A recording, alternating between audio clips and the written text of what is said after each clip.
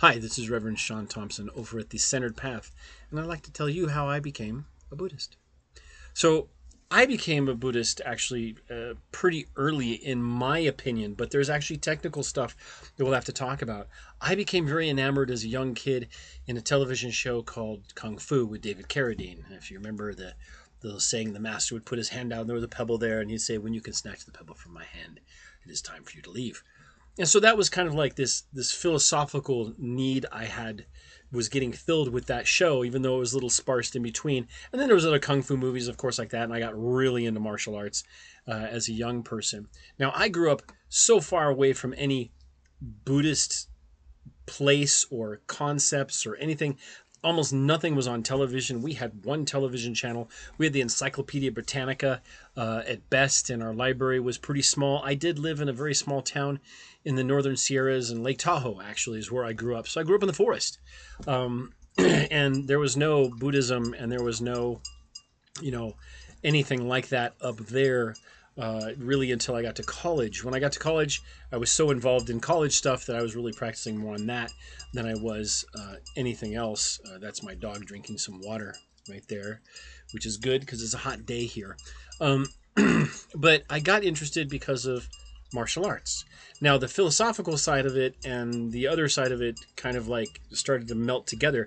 My mother had spent time growing up in Guam and Hawaii because she was a military dependent, and then in Southern California. A lot of the stuff that they brought back was Japanese Buddhist things, little tchotchkes and little statues and things like that. So I always knew it was around me, and I had met some people who had been to, in those days, we called it the Orient, and they had been to the Orient and brought back different little things that I was just so interested in, and it was so magical and mystical. And in those days, we're talking the 70s and 80s, there was really in our area, especially in most areas, you couldn't get someone to teach you because they didn't want to teach foreigners at the time. They wouldn't want to teach the foreigners Buddhist practices or anything like that. We weren't interested in it, we didn't like it, or whatever. We were just hippies. Which I guess is always the case, right? Later in college, I got interested in kung fu and meditation. I took a lot of hapkido. I took jujitsu, Japanese jujitsu, not the floor jujitsu. I took traditional techniques, and always there was some philosophical aspect to them. Later, around 1989 or no, 86 or 7, I got injured. And I got injured so badly that I couldn't continue with martial arts for a while. And that was a couple years. So I again refocused on college, completed my college studies, and then got into reading about meditation and reading about Tai Chi and stuff like that. I figured if I can't do the jumps and the falls and that kind of thing, at least I could do something small and maybe easier, like the Tai Chi, which is very flowy, right? And that's, even though it's more Taoist, there's still a lot of like Buddhist stuff in related with that. So I was always easily interrelating all of those concepts.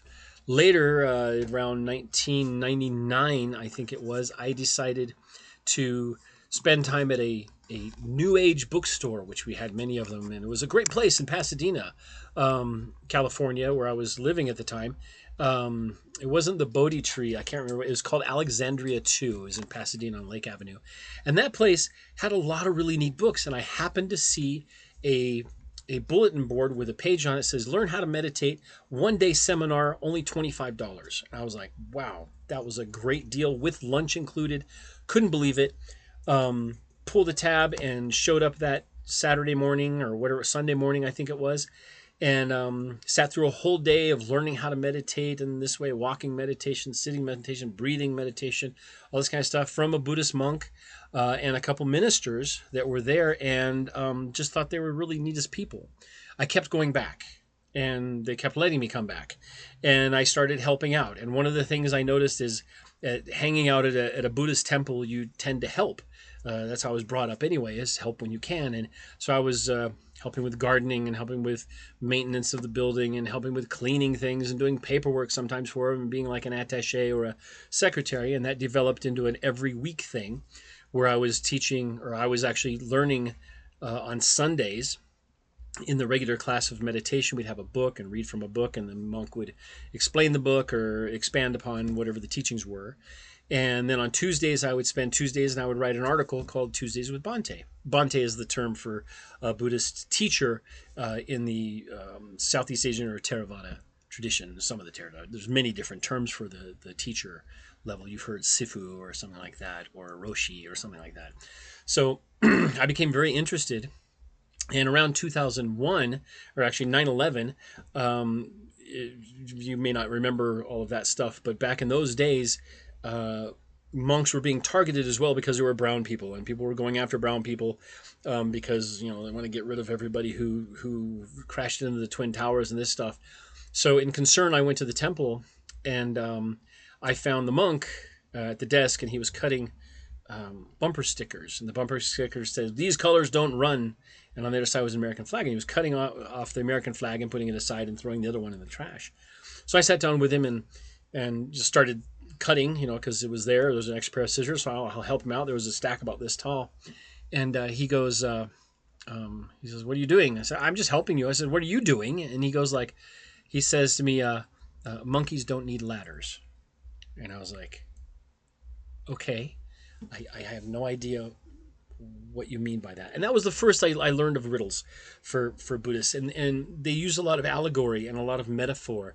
And I love that kind of stuff. I was really into reading things like, when I was younger, I would read poetry, and I would really get into like the sonnets, and I would really get into, like, say in the Bible, there's the different parts of the Bible, which are like short, the parables and things like that. I really liked those things. Psalms, for example. So I really got into those. That was the only thing available to me. So that's how I understood the world.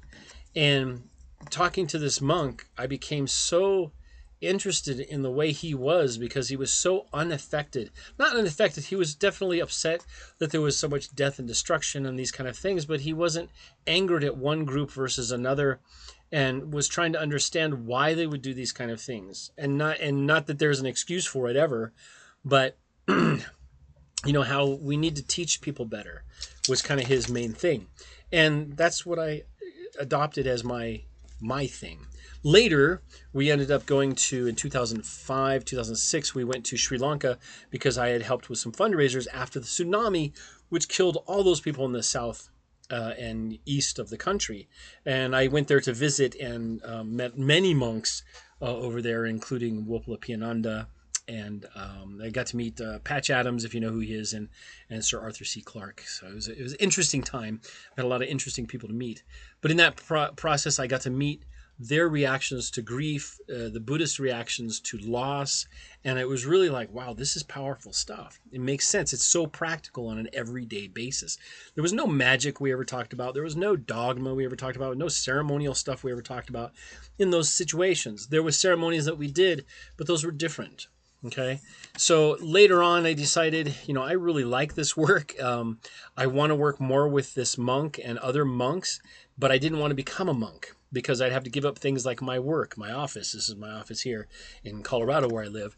And I'd also have to not have like my animals as pets. I wouldn't be able to have a girlfriend or a wife, wouldn't be able to have a family and all this kind of stuff. And had to, I would be devoting my time completely to the temple and only the temple. So really there's not the same kind of work. And I'm a pretty eclectic guy, and I like having multiple things to do. Like, for example, now I run the Centered Path is a meditation and Dharma study group, which meets in person and online. And also run my office, which is acupuncture and chiropractic, and I also teach meditation and mindfulness for mental health at a psychiatric hospital. I teach at schools. I teach at rehab centers, all kinds of stuff like that. So I got into it. I got in deep. And in 2006, I decided to become what's called a minister.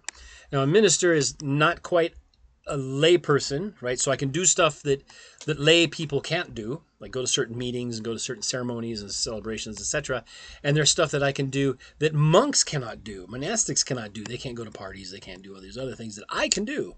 So I can be kind of a middle person for those. And that's where I've been for the past almost 15 years now. I think that I became Buddhist because it was something that could help people, and I saw how it helped me. And I'll go over how it helped me, how Buddhism helped me, basically save my life. And I see it save people's lives all the time. And I'll explain why. And I'll explain, that's kind of how I became a Buddhist, and then why I became a Buddhist. So it wasn't until probably 2002 that I actually took precepts, which are the 5 precepts, or take refuge, which is the 3 refuges. I'll go over those as well. And then later on, I took more precepts to become a minister, and I've been working as a minister for the Centered Path and for the Los Angeles Buddhist Union, the Rosemead Buddhist Monastery, and the International Order of Buddhist Ministers, which I was president of for quite a time.